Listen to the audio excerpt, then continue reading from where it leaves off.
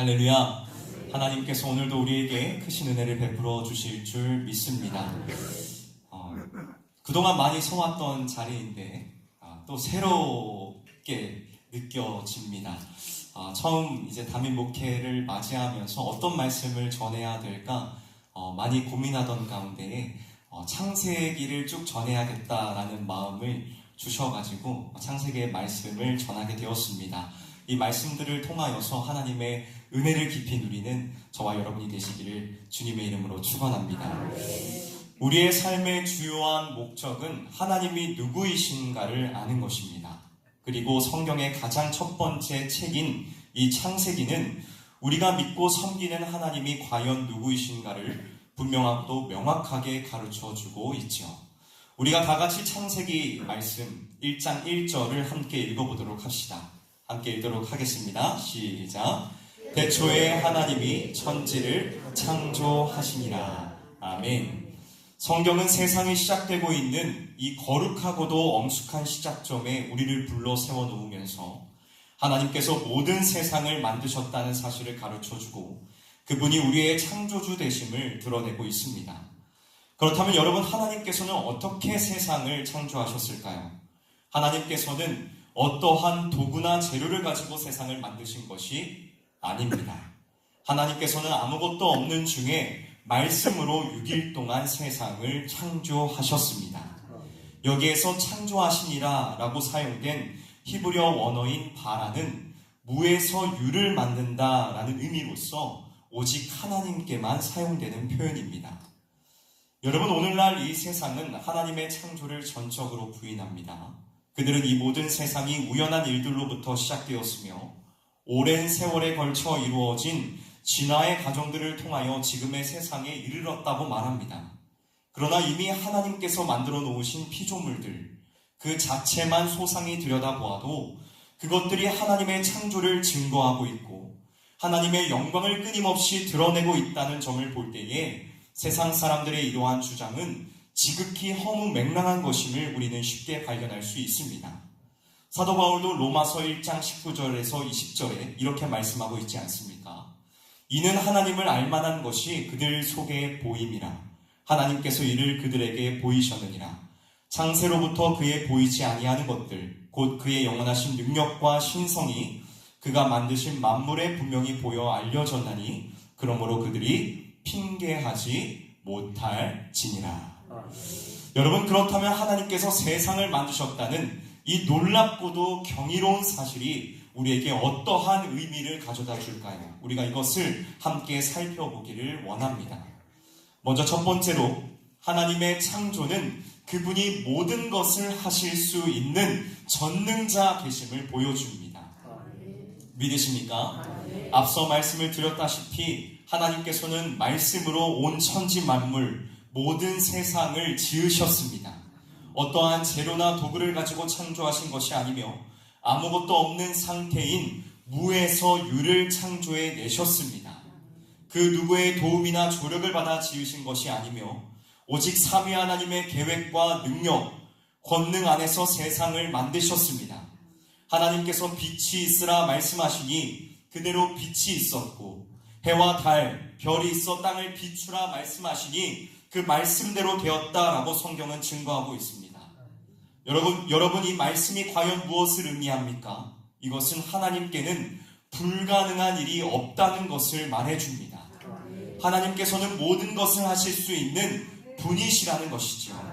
그러나 우리는 이러한 하나님을 믿고 섬긴다고 말하면서도 눈앞에 일단 산과 같이 커다란 문제가 닥치고 그 문제를 해결하기 위한 실마리가 전혀 보이지 않는다면 끊임없이 하나님이 전능하신 분인가를 의심하며 심지어는 하나님이 과연 살아계시는가를 반문하는 아주 불경한 생각마저 가지기도 합니다.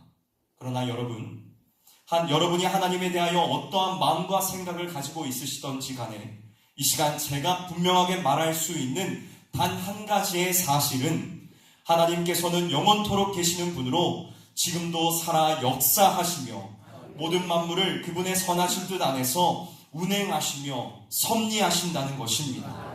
사랑하는 성도 여러분, 기독교의 가장 기본적이고 기초적인 믿음은 바로 태초에 하나님이 천지를 창조하시니라 라는 창세기 1장 1절의 말씀을 진정으로 믿고 고백하고 인정하는 것에 있습니다. 이 말씀이 믿어지는 분이시라면 이어지는 성경의 모든 내용들이 믿어질 것이고, 이 말씀이 전혀 믿어지지 않는 분이라면 이 뒤에 나오는 성경의 모든 내용들 역시도 믿어지지 않을 것입니다. 사랑하는 성실의 성도 여러분, 하나님께서 세상 만물을 창조하심을 여러분은 믿으십니까? 하나님께서 모든 것을 창조하신 창조자 되심을 인정하십니까? 하나님께는 불가능한 일이 없다는 사실을 확실하게 고백하십니까? 여러분들 안에 이러한 분명한 믿음이 있다면 이 믿음을 선물로 주신 하나님께 감사하십시오. 반면에 만일 이 자리에 있는 분들 가운데 아직 이 사실이 마음속으로 믿어지지 않는 분들이 있다면 하나님의 은혜를 간절히 간구하십시오. 믿음은 지식적으로 안다고 해서 주어지는 것이 아닙니다. 우선적으로 하나님께서 은혜를 베풀어 주셔야지만이 믿을 수 있는 것입니다. 우리 모두가 이 분명하고도 확실한 믿음 위에 서 있기를 원합니다. 하나님이 세상을 창조하셨다는 이 놀라운 사실, 그리고 이 전능하신 하나님께서 나의 하나님, 나의 아버지가 되신다는 이 놀라운 사실과 진리 안에서 담대함을 얻는 저와 여러분이 되시기를 우리 구주 예수 그리스도의 이름으로 간절히 축복합니다. 다음으로 하나님의 창조는 그분이 모든 피조물들의 주인이심을 가르쳐 줍니다. 여러분, 모든 만물은 하나님의 기뻐하시는 뜻에 따라 지어졌습니다. 그래서 성경은 하나님께서 만드신 피조물들을 보시고 그것들이 보시기에 좋았더라 라고 기록을 하고 있습니다. 여러분, 피조물은 창조주를 절대로 능가할 수가 없습니다. 피조물은 창조주가 가져야 할 영광을 대신 취할 수가 없고 자신이 창조주가 되지도 못하며 될 수도 없습니다. 그러한 의미에서 하나님의 창조 사건은 창조주와 피조물의 위치를 명확하게 구분하여 피조물이 누구를 주인으로 섬겨야 하는 것인지를 분명하게 가르쳐 줍니다. 그런데 참으로 안타깝게도 오늘날 이 시대는 누가 진정한 주인인지를 망각해 버렸습니다. 세상에서 누리고 즐기는 것들이 온통 주인의 자리를 차지하고 있고, 심지어는 자기 자신을 주인의 자리에 올려놓고 주인 행세를 하려고 합니다. 여러분, 한번 이 세상을 찬찬히 살펴보십시오. 오늘날 이 시대를 살아가고 있는 많은 이들이 자기가 삶의 주인이 되어 살아갑니다. 모든 것을 자신의 뜻에 맞춰 살려 하고 자기의 만족과 행복, 유익을 위해서는 모든 일을 무슨 일이든지 서슴없이 행합니다. 삶의 우선순위와 목적도 자신의 안위와 성공에만 초점을 맞추고 있습니다. 마치 자신의 이름을 널리 알리고 하나님의 통치에 도전하기 위해서 사람들이 신할 평지에 바벨탑을 쌓아 올렸던 것처럼 요즘 사람들은 찬란한 문명과 문화 위에 자신의 행복과 유익이라는 이름의 바벨탑을 쌓아 올려 주인이 되고자 한다는 것입니다. 사랑하는 성도 여러분, 우리의 삶의 주인은 내가 아닙니다.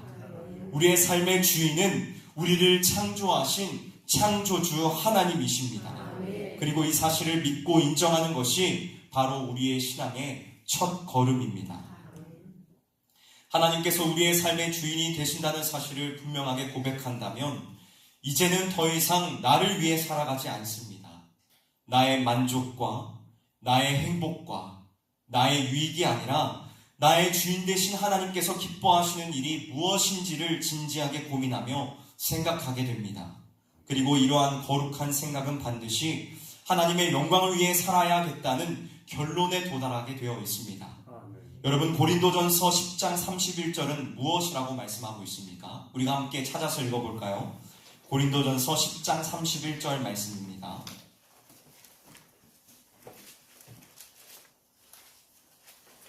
고린도전서 10장 31절 말씀입니다. 고린도전서 10장 31절 말씀 우리 다 같이 한 목소리로 읽도록 하겠습니다. 시작. 그런즉 너희가 먹든지 마시든지 무엇을 하든지 다 하나님의 영광을 위하여 하라. 아멘. 사랑하는 성실의 성도 여러분, 지금 여러분들의 삶의 주인은 누구입니까? 무엇입니까? 돈이 혹시 여러분들의 삶의 주인은 아닙니까? 가족의 행복이 삶의 주인은 아닙니까? 내가 내 자신의 삶의 주인 행세를 하고 있는 것은 아닙니까? 우리의 삶의 주인은 창조주 하나님이심을 기억하고 믿으시길 바랍니다.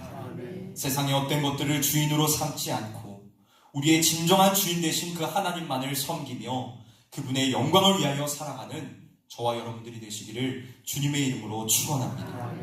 마지막으로 하나님의 창조는 그분이 경배와 찬양을 받으시기에 합당한 분임을 가르쳐 줍니다. 시편 19편 1절에서 2절은 이렇게 증언합니다. 하늘이 하나님의 영광을 선포하고 궁창이 그의 손으로 하신 일을 나타내는도다. 또 시편 95편 4절에서 6절에 시인은 이렇게 찬양하고 있습니다. 땅의 깊은 곳이 그의 손 안에 있으며 산들의 높은 곳도 그의 것이로다. 바다도 그의 것이라 그가 만드셨고 육지도 그의 손이 지으셨도다. 오라 우리가 굽혀 경배하며 우리를 지으신 여호와 앞에 무릎을 꿇자. 그는 우리의 하나님이시오 우리는 그가 기르시는 백성이며 그의 손이 돌보시는 양이기 때문이라. 아멘. 여러분, 하나님께서 만드신 자연 만물을 보십시오. 하나님께서 만드신 작품들을 보십시오. 얼마나 경이롭습니까? 얼마나 놀랍습니까? 저는 평소 하늘을 쳐다보는 것을 굉장히 좋아하는 사람 중에 하나입니다. 최근에 날이 좋을 때 하늘을 보면 어찌나 아름다운지 모릅니다. 특히 해가 지기 시작하는 초저녁에 구름 사이로 햇빛이 붉게 술을 놓는 것을 보면 큰 감탄이 터지면서 하나님의 신묘막측하심을 찬양하지 않을 수 없습니다. 칼빈은 그에 져서 기독교 강요에서 성도들이 하나님의 작품에 대한 거룩한 묵상에 잠겨야 한다라고 말하면서 아무리 말의 유창함이나 수식이 뛰어나다고 해도 이 대단한 일의 위대함에는 가닿지 못한다라고 하였습니다. 사랑하는 성도 여러분, 참 삶이 바쁘시고 고단하시지요? 삶이 불안하고 앞날이 염려되시지요? 그래도 한번 하늘을 쳐다보십시오. 하나님께서 만드신 만물들을 바라보십시오. 그리고 그것들을 만드신 하나님의 그 위대하심을 묵상해 보십시오. 그러면 우리의 고민과 염려가 찬양으로 바뀌게 될 것입니다. 낮과 밤을 주관하시는 분을 생각해 보십시오. 때에 맞춰 계절이 변하게 하시는 분을 기억해 보십시오.